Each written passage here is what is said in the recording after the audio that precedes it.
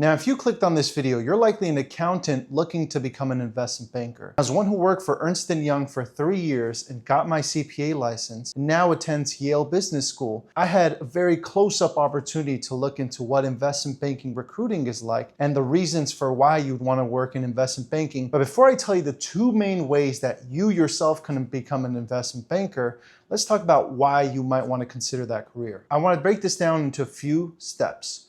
First, we're going to talk about salary progression in accounting versus investment banking. So we're going to split this up into 2 rows. One for accounting, pardon the bad handwriting. Second for investment banking. Now, the typical college grad is going to be 22. And we're going to do 5-year separation. So let's do 22, 27, 32, 37, finally 42. Though most people don't retire by the time they're 42, we're just going to stop there.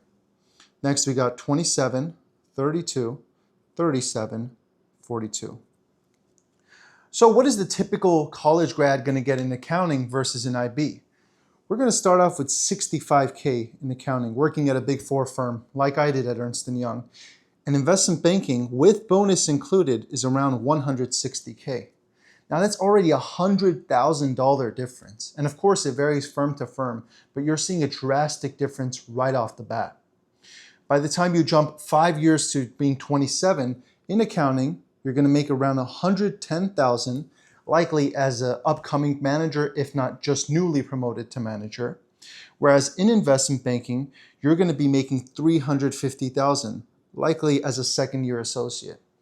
Already we're seeing a $240,000 difference in annual earning potential by the time you're 27 in accounting versus investment banking. Now let's move on to 32.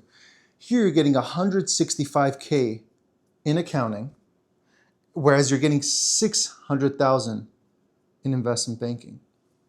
The difference is drastic. Over $400,000 in difference. By the time you're 37, we're looking at $220K on the accounting end as a senior manager, upcoming partner promotion, versus $800,000, if not more, in investment banking. Keep in mind, these top ends are conservative numbers in investment banking that I'm going with. And by the time you're 42, let's assume you've made partner, you're making around $600K in accounting, whereas in investment banking, you're making over or around $1.5 million.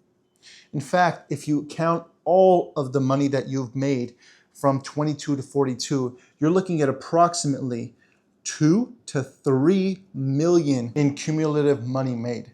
Whereas in investment banking, for the same time frame, you're looking at 15 to 20 million dollars. A drastic difference. This is probably the main reason why many students in accounting want to work in investment banking, because the difference in income is just drastic. Before we move on to some of the other reasons why investment banking is a better career than accounting, let's talk about career exits. In accounting, your career exits start to look like controller, CFO, or working in FP&A.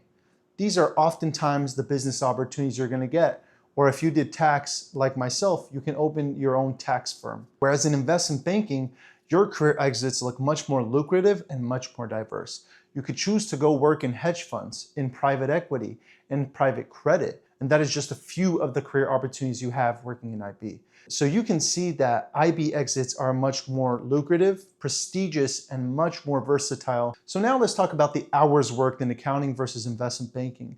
And this is one of the primary strengths of working in accounting.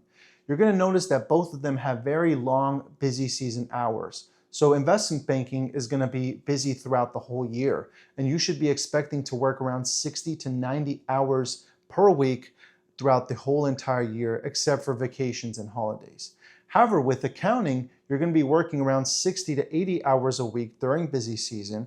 And the way that accounting works, at least on the tax side, is that you have 2 busy seasons throughout the year, which come place in April and also come place near September, October.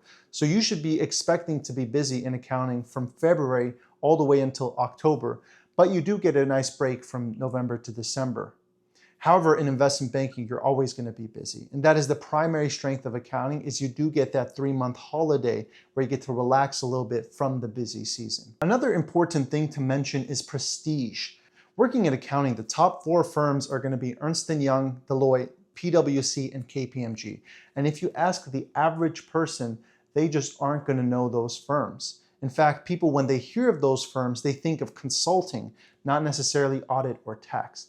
However, many people do know the top investment banking firms. The Goldman Sachs, the Morgan Stanley, the JP Morgan. These are all big banks that you've heard of. And that is primarily why people value the prestige behind investment banking more than they do behind accounting. So now we talked about the main reasons why you might want to pick investment banking over accounting. But now let's talk about how. Two main methods that you can get into investment banking if you're working as an accountant now. And the first method is going to be the most sensible, and it's actually what I'm doing now, and it is pursuing an MBA degree. Now let's talk about odds for a second. Out of undergrad, you're going to have a very difficult chance getting into investment banking because of the salary difference we talked about earlier. In fact, I would place your chances probably around 5 to 10% out of undergrad. However, at a business school, you're looking at something around 50%, meaning that our class, about 50% of the people who wanted an offer in investment banking ended up getting one. So pursuing an MBA not only gets you a much higher chance to break into investment banking, but also gets you started at the associate level. So it is a great idea for those who want to transition out of accounting and into investment banking as a career change. And in fact, many international students come to America to pursue this opportunity of getting into something like a Goldman Sachs or a JP Morgan and making much more money here in investment banking. What I would recommend is you work around 3 to 7 years and look for things like strong or early promotions and getting a lot of work experience. So you want to get strong projects under your belt that you could refer to during job interviews. Not only are you going to work 3 to 7 years within the industry, but you're also going to have to get a high GMAT score. And believe me when I say that that takes a lot longer than you expect. In addition, anything that you could put under your belt is going to help you out during the interview process to make sure that you get into a top MBA program.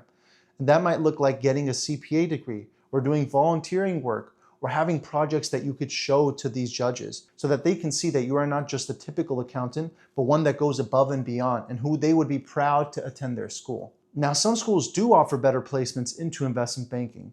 These schools include Wharton, include Harvard, Columbia, NYU, but still you have a great chance at investment banking at a school like Yale or even Stanford, for schools that are not known traditionally to place into investment banking, but give you great opportunities to do so. Now let's say you get into that dream MBA program that you wanted to get into. My first piece of advice is as soon as you find out you get in, the summer before you attend your school, get started on studying for technicals. People think that you just have to be technically competent and you're going to get into the best bank. But I can tell you that I've seen people who can know every single technical question, not even get a single job offer into investment banking. That is because technicals are the bare minimum. They are not the requirement. You need to understand technicals in and out. And then you use your things like personality, sales, being able to connect with people, to get you those strong offers rather than just knowing all the answers to the technical questions. So my advice, as soon as that summer comes prior to your MBA program, make sure you study technicals and know them in and out so that as soon as you get to the program, you're no longer having to rely on studying every single weekend and all you're doing is refreshing on your memory from what you've learned over the summer. You're going to notice that these top MBA programs already have a well-vetted and prepared way for you to go work in investment banking. They're going to have weekly meetings. They're going to have a finance club for you to sign up for. They're going to have trainings, and they're going to recommend that you start forming study groups.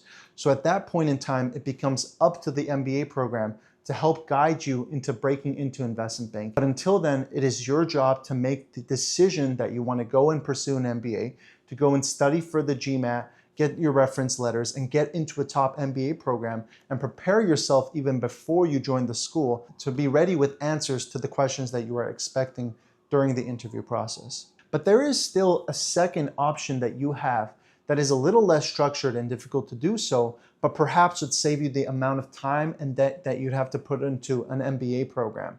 And that is by networking, particularly with smaller known investment banks, and then using that as leverage to break into bigger companies in the future. So what do I mean by that? Well, if you look at an investment bank like JP Morgan, they're going to get candidates from all over the world, and these are going to be highly, highly qualified candidates. And unless you really know someone on the inside who has a lot of sway at the company, you simply stand no chance of breaking into that investment bank. However, if you start targeting lesser known companies, the C tiers, the D tiers, you really do have a strong chance of breaking into the company. And that is going to be involved with networking. It's going to be involved with knowing people on the inside and making them like you. So I would recommend, if you have the 3 to 5 years of accounting experience, if you've gotten your CPA degree and you know that you have a lot of reference letters or job experience that you could vouch for, I recommend that you start training with the technicals by yourself. You start reaching out to the people within the company and asking to set up a 30-minute coffee chat. In this coffee chat, you're not going to just jump right out of the gate and tell them that, hey, I want to get into your company. You're going to ask them about their experience, about how they got into investment banking, what their work is like, and let them ask you the question of what you want to do in your future.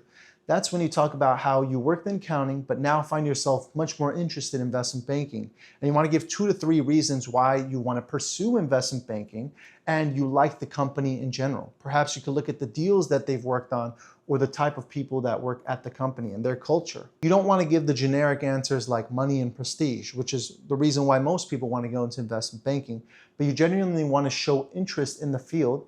You want to talk about the deals that the company has done in the past, and you want to talk about the strengths that you bring to the table if you were to join the company. So the second approach is a lot more networking. It's a lot more utilizing soft skills and getting to know the right people. But if you do have the drive and the ambition, and you have a career that could vouch for the experience you bring to the table, you do stand a chance at breaking into investment banking without having to pursue an MBA degree. So in this video, we talked about the main reasons why you as an accountant might want to work in investment banking. And we talked about the top 2 ways to do that, whether it be pursuing an MBA degree or networking your way into a smaller company and then using that resume experience as a leverage for the future to break into a bigger company. But whatever option you choose, know that you do stand a chance to break into the industry and have many reasons to do so.